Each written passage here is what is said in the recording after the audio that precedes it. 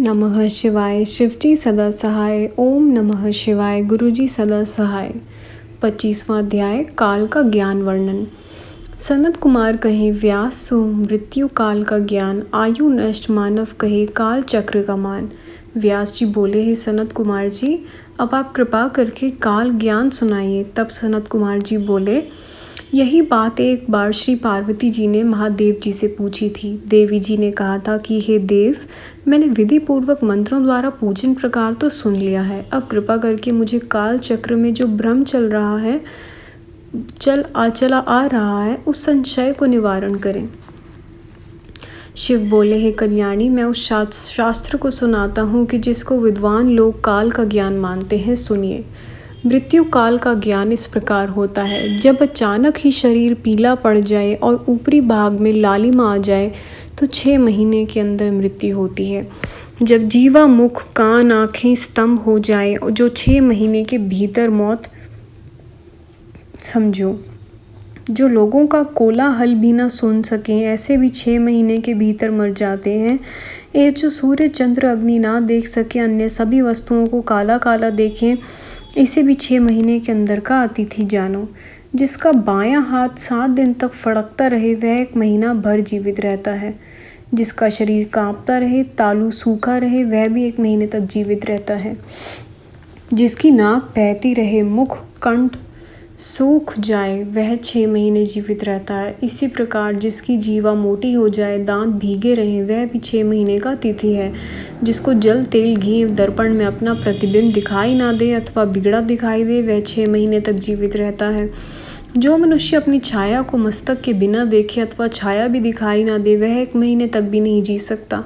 ध्रुव मंडल को ना देख सकने वाले मनुष्य 6 महीने तक जीता रहता है। जिसे सूर्य चंद्र मंडल की किरण तक दिखाई ना दे, उसकी एक पक्षी आयु शेष है, एक पक्ष की आयु शेष है। और जो अरुंधति के तारा महायान चंद्र तारागण नहीं देख सकता, उसकी आयु 1 महीने की है। रात के समय इंद्रधनुष, दोपहर को उल्कापात तथा अपने समीप गीत तथा कौए देख उसका जीना 6 महीनों में विशेष नहीं रहता। जिसे स्वर्ग मार्ग तथा 7 ऋषि नहीं दिखते, वह भी 6 महीनों तक जीता रहेगा। जो अचानक ही चंद्र सूर्य को राहु ग्रस रहा है देखे, दिशाओं में भ्रम है, वह भी 6 मास तक जीता है। जिसे नीले वर्ण की मक्खी घेर रही हो, उसकी 1 महीने तक मृत्यु हो जाती है। हे कल्याणी, मनुष्य को यदि अपनी मरण तिथि जानने की इच्छा हो तो वह स्नान द्वारा पवित्र होकर दूध एवं सुगंधित पुष्पों को दोनों हाथों में लेकर मले। उसके हृदय में उस समय शुभ विचार हो। फिर प्रतिपदा तिथि से तिथियों को गणना करे, हाथों को संपूटा टाकर कर ले। फिर पूर्व दिशा में मुंह करके 108 नवाक्षर मंत्र का जपन करे। अपने हाथों के पर्वों को भी बार बार देखता रहे। जिसमें भ्रमर के समान चिन्ह दिखाई दे, उसी पर्व की गणना क्रम से उस तिथि को ही अपना मरण तिथि जाने। हे सुंदरी, आत्मविज्ञान 4 प्रकार का है। क्षण ऋति लव, कष्ट मुहूर्त, दिन रात्रि पक्ष, मास ऋतु वर्ष युग कल्प, महाकल्प के अनुसार शंकर संहार करते हैं। वाम दक्षिण मध्य 3 मार्ग हैं। 5 दिनों से आरंभ करके 25 दिनों तक वाम गति द्वारा नाद का प्रमाण होता है। यामाचरण नाद में भूत रंध्र ध्वजा है। यदि उसमें ऋतु विकृत भूतों के गुण हो तो दक्षिणी नाद का प्रमाण होता है। जिस समय ईड़ा आदि नाड़ियाँ प्राणों को धरती हैं तो 1 वर्ष तक उस प्राणी की मृत्यु होती है तथा 10 अथवा 15 दिनों तक प्रवाहित होने पर 1 वर्ष की आयुवान होता है। यदि वाम ओर की नाड़ी 20 दिनों तक प्राणों को वहन करे तो 6ठे मास अवश्य मृत्यु जाने। यह 16 नाड़ियाँ 4 स्थान में रहा करती हैं। उसका परिणाम यह है कि दिनों की संख्या से आरंभ करके यथा विधान करके इसके अंततः बाएं रंध्र प्राणों का प्रकाश होता है। यदि 6 दिन पर्यंत नाद पड़ता हो तो 2 साल 8 दिनों तक पुरुष जीता है। यदि 17 दिन पर्यंत प्राणवायु है एवं 8 दिनों के भेद से प्राणी 2 साल 4 महीने 24 दिन जीता है। अगर इसी जगह पर 9 दिनों तक प्राणवायु का संचार रहे तो 2 महीने की उसकी जीवन रहता है। 11 दिनों तक प्राणवायु का प्रवाह हो तो 1 साल 9 महीने 8 दिन तक वह जीता है। 12 दिनों से प्रवाहित होने पर 1 साल 7 महीने की आयु है। 14 दिन हो तो 1 साल 6 महीने 24 दिन की आयु है। 15 दिनों तक हो तो 9 महीने 24 दिन आयु है। 16 दिन का प्रवाह हो तो 10 महीने 24 दिन की आयु है। हे सुंदरी, काल ज्ञानी पुरुषों का इस प्रकार का कथन है। 18 दिन तक प्राणवायु वाम होकर चले तो 8 महीने 12 दिन की उसकी अवधि है। 23 दिनों तक वाम होकर चले तो 24 दिन की, और 24 दिन का प्रवाह हो तो 3 महीने की आयु अवधि है। इसमें 18 दिन विशेष कहे हैं। हे कल्याणी, यह तो मैंने वाम संचार कहा है, अब दक्षिण संचार सुनिए। यदि 28 दिन पर्यंत दक्षिण की ओर से वायु का संचार हो तो उसकी आयु केवल 15 दिन की है। 10 दिन चलता रहे तो 10 दिन में मृत्यु हो जाती है। महीना भर प्रवाह हो तो 5 दिन में, 31 दिन के प्रवाह से केवल 3 दिन में मृत्यु हो जाती है। 32 दिन के संचार से 2 दिन की आयु है। यह सब दक्षिण की ओर से संचार का फल सुना दिया। अब आपसे मध्यस्थ का प्रकार कहता हूँ, सुनिए। जब पवन का प्रवाह मुंह के एक ही हिस्से में दौड़ता अनुभव में आए तो उसकी मौत एक ही दिन में हो जाती है। हे कल्याणी, इस प्रकार से नष्ट आयु पुरुषों के लिए काल ज्ञानियों ने काल चक्र का वर्णन किया है। 26वां अध्याय, काल चक्र के निवारण का उपाय। काल चक्र नाशक महाउमा शंभु संवाद करत ध्यानित नियम से रही से सुने नरनाद। उमा जी बोली, हे नाथ, आपने सत्य रूप से काल चक्र का वर्णन कर दिया। अब इसके बचने अर्थात निवारण का भी कोई उपाय कहिए। यह सुनकर श्री महादेव जी बोले, हे देवी भगवती जी, मैं संसार के हित के लिए संक्षेप में इसका भी वर्णन करता हूँ।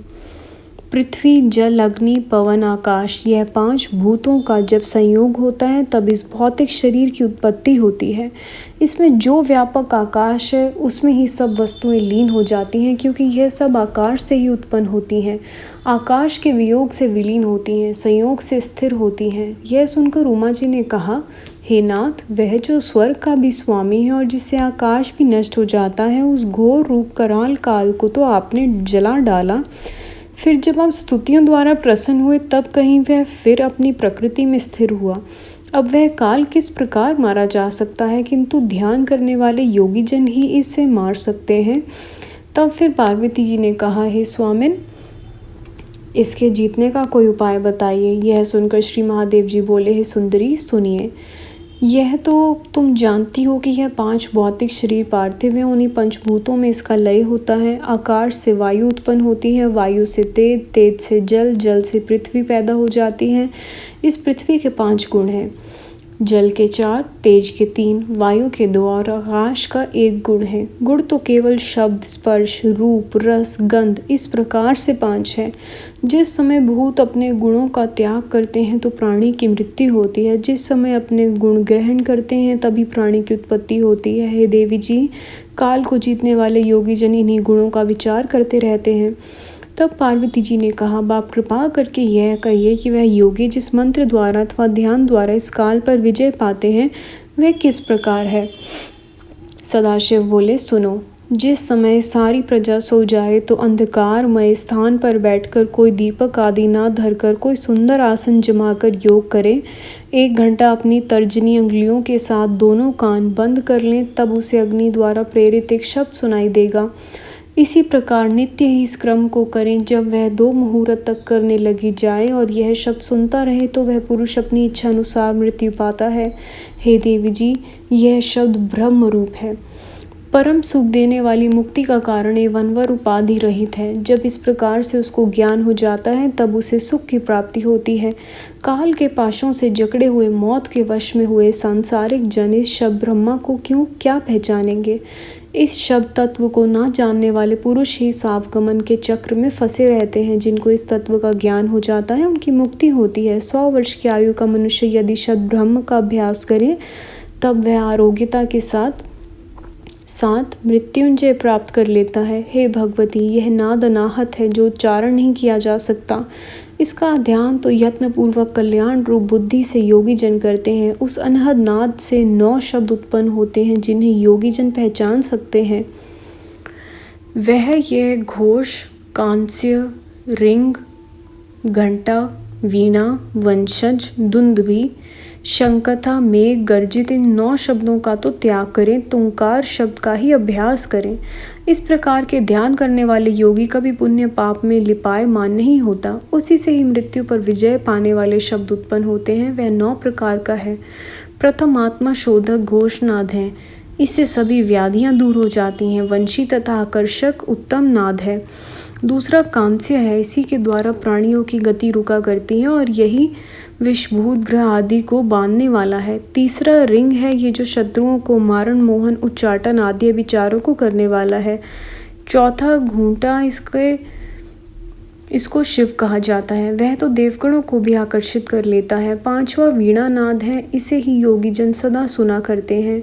छठा वंशज है, इसके ध्यान करता योगियों को सभी तत्व प्राप्त हो जाते हैं। सातवां दुंदुभी है, इससे जरा मृत्यु निवृत्त हो जाते हैं। हे कल्याणी। आठवां शंखनाद है, इससे योगी अपनी इच्छा अनुसार रूप पा सकता है। नवन मेघ गर्जित है, इससे योगियों के पास कोई भी विपत्ति नहीं आ सकती। हे सुंदरी, जो नित्य नियम से एकाग्रचित होकर तुंकार का ध्यान किया करता है, उस योगी के लिए कुछ भी असाध्य नहीं रहता। वह तो सर्वज्ञ समदर्शी हो जाता है। संगत जी, अध्याय यहाँ समाप्त होता है। गुरुजी, संगत जी, यहाँ तक पढ़ने में कैसी भी कोई भी जाने अनजाने में भूल हुई हो प्लीज़ माफ़ करिएगा।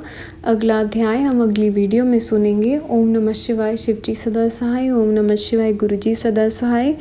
Thank you Guruji, thank you संगत जी। जय गुरुजी महाराज।